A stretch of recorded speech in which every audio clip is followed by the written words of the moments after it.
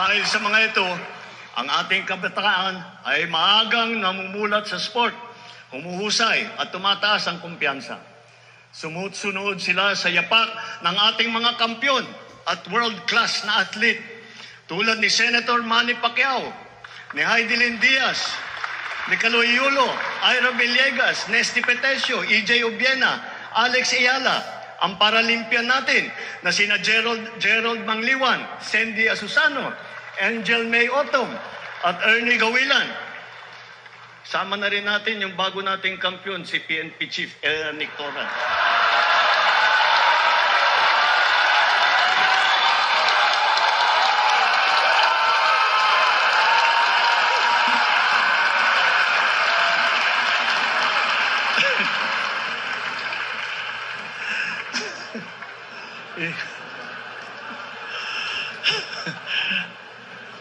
Gulat si Chief PNP.